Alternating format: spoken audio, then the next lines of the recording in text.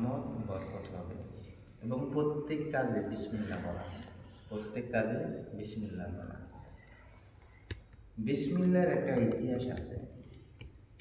বনি ইসরায়েলের যুগে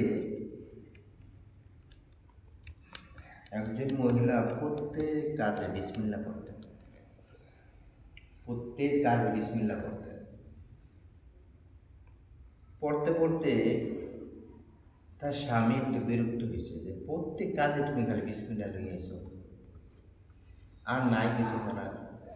কনা বিসমিল্লাহ প্রত্যেক কাজ কি করা, বিসমিল্লাহ করা। তো এই মহিলারে পরীক্ষা করার জন্য মহিলার কাছে একটা দিনার অথবা দিরহামের একটা থলি দিছে ওনার কাছে। থলিটা দেওয়ার পরে বলছে এটা তুমি রেখে দাও। তো হ্যাঁ, পিছন থেকে আবার খেয়াল করছে কোন জায়গায় থলিটা রাখছে। রাখতে সময় মহিলা বলছে বিসমিল্লাহির রহমানির রহিম। তো মহিলা যখন ঘর থেকে গেছে কি আর থলিটা নিয়ে এসে সরালেছে। সরে কয়েকদিন পরে বলতেছে আমি যে তোমার কাছে টাকার থলিটা দিয়েছিলাম। তো মহিলা গিয়ে আবার কি বলছে বিসমিল্লাহির রহমানির রহিম কইয়া হাত দিব, ফোঁটা দেখানো নাই। তো আল্লাহ তাআলা জিবরাইলে বলতেছে জিবরাইল আমার এই বান্দি প্রত্যেক কাজে বিসমিল্লাহ বলে, বিসমিল্লাহ বলে, সে আমার উপর ভরসা করে রাখছে। এখন সে যদি থলিটা না দিতে পারে তাহলে তার স্বামীর কাছে সে লজ্জিত হবে। আর সে যে আমার সবসময় আমার সুন্নাহর উপরে তার যে জীবন পরিচালনা করতেছে, বিসমিল্লাহর উপর একটা তোহমত আসবে, বিসমিল্লাহ পড়লে কি আর না পড়লে কি। তা আমি চাই না আমার এই বান্দি বেয়াজ্জতি হবে। সে যে টাকার থলিটা সরাই নিছে এটার মধ্যে যতটা দেড়হাম যতটা দিনার আছে মাপ দিয়া মাইক ব্যাগ এই পরিমাণ একটা থলে, এই কালারের এই ব্যাগের একটা থলে নিয়ে তুমি এই ব্যাগটার ভিতরে রেখে দাও, যেন আমার বান্দি বিসমিল্লাহ বলে হাত দিলে যেমন এই থলিটা যখন তার হাতে চলে আসে। তো এই ফোলা তো আনন্দ করতেছে যে থলি তুমি নিয়ে এসে, সে তো আর পাওয়ার সম্ভাবনা নাই। কিন্তু আল্লাহ তাআলার যে কারিশমা, আল্লাহ যে তাকে বেজ্জতি করবেন না, আল্লাহর পথে চলবে, জিবরাইল এই থলিটাই না এই জায়গার মধ্যে রেখে দিয়েছে। মহিলা বিসমিল্লাহির রহমানির রহিম হাত দিছে, হাতে থলি চলে আসে। হ্যাঁ, তো আশ্চর্য হয়ে গেছে, কিন্তু থলি তো আমি সরাই বললাম আমার কেমন আসে। এরপরের থেকে মহিলার মানে স্ত্রীর কাছে মনে দিয়েছে।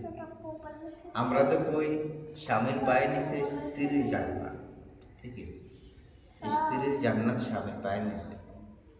কিন্তু কিছু জিনিস আবার স্ত্রীর কাছ থেকেও শিক্ষণীয় আছে। যেমন কোনো স্বামী অশিক্ষিত, তার কোনো দিনই জ্ঞান নাই, তাহলে তার স্বামী কিন্তু আবার দিনদার, তাহলে ইচ্ছা করলে তার স্বামী স্ত্রীর কাছ থেকে এলম শিক্ষা গ্রহণ করতে পারবে। যেমন হযরত আলী রাদিয়াল্লাহু তাআলা সহ বিভিন্ন সাহাবীদের সম্মুখে আল্লাহর হাবিব মুহাম্মদুর রাসূলুল্লাহ বলেছেন যে একে বৈঠকে বৈশা একটা কোরআন শরীফ পড়তে পারবে তার হাতে আমার ফাতেমারে উঠিয়ে দেন। সবাই তো চেষ্টা করছে, কিন্তু আলী রাদিয়াল্লাহু তাআলা আনহু একবার সূরা ফাতিহা 3 বার ইখলাস পড়ছে। ওই রাসূলের কাছে বলতেছে হুজুর আমার তো পড়া শেষ। কি তোমার পড়া শেষ? মাত্র এতটা শুরু করছে, তোমার পড়া শেষ হয়ে গেল? আপনি বলছেন না যে একবার সূরা ফাতিহা 3 বার কুল আল্লাহ পড়লে এক কোরআন শরীফের খতমের সওয়াব হয়ে গেল। হ্যাঁ, আমি এটা মনে আছে। তারপরে ফাতেমারে আলীর হাতে উঠিয়ে দিয়েছেন। তো এই জন্যে প্রত্যেক কাজে আল্লাহ তাআলার কথা স্মরণ করা, মুহাম্মদুর রাসূলুল্লাহ সাল্লাল্লাহু আলাইহি ওয়াসাল্লামের ইত্তেবা অনুসরণ অনুকরণ করার নামে হচ্ছে আহলে সুন্নাতুল জামাতের লোক, তারাই আশিকে রাসূল, যাদের আপাদমস্তক সবটা আল্লাহর হাবিবের সুন্নতের ভিতরে বর্তমান আছে। এই জন্য সকলে চেষ্টা করবেন আল্লাহর হাবিব যেই কথা, যে আমল, যে রাস্তা আমাদেরকে দিয়ে গেছে সেই রাস্তা যত সম্ভব এই রাস্তার প্রতীক হওয়া। যাই হোক, গতকালকে আমরা বলছিলাম যে কোরআন শরীফ এবং রোজা কবরের ভিতরে হাসরের ময়দানে সাফায়াত করবে, তার রোজা রাখুন ব্যক্তিকে, কোরআন তেলাওয়াত করুন না ব্যক্তিকে। এবার সাহাবায়ে কেরাম যারা ছিলেন তারা কিভাবে কোরআন শরীফ তেলাওয়াত করতেন এই ব্যাপারে কিছু কথা এখানে আছেন। এই কথাটা বলার আগে দিয়া কোরআন শরীফের সূরাতুল ফুরকানের 64 নম্বর আয়াতটা এখানে আছে। আয়াতটা হলো ওয়াল্লাযীনা ইয়াবিতুনা লিরাব্বিহিম সুজ্জাদাও ওয়া কিয়ামা। ওই সমস্ত মানুষ যাহারা তাদের রবের সম্মুখে সেজদা এবং কিয়াম অবস্থায় সবসময় থাকেন। এইবার সবসময় থাকার অর্থ কি? অর্থের ভিতরে আছেন যে কোনো সময় নবী করিম সাল্লাল্লাহু আলাইহি ওয়াসাল্লাম ও সাহাবায়ে কেরাম রাদিয়াল্লাহু তাআলা আনহুমা আজমাইন সাহাবীদের সম্মুখে কোরআন তেলাওয়াত করিতে করিতে সারা রাত্র কাটাইয়া দিতেন। সুবহানাল্লাহ।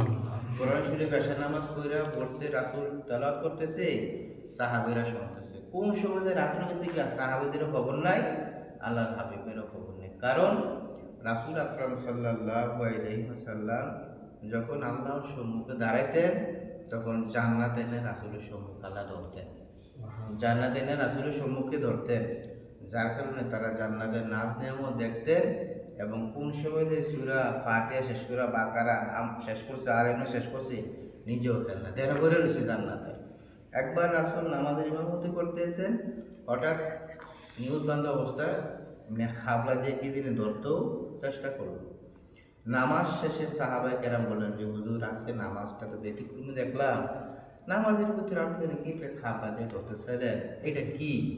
রাসূল বললেন আমি যখন নামাজে দাঁড়াইছি আমার সম্মুখে আল্লাহ তাআলা এনে জান্নাত ধরছে, তো আমি চাইছিলাম জান্নাতের কিছু ফল যখন আমার সামনে আছে খাবলা দিয়ে কিছু ফল রাখা দিতে পারতাম, নামাজ শেষে তোমরা সবারই খাওয়াইতাম, কিন্তু জান্নাতের ফল তো দুনিয়া খাওয়ানো সম্ভব না।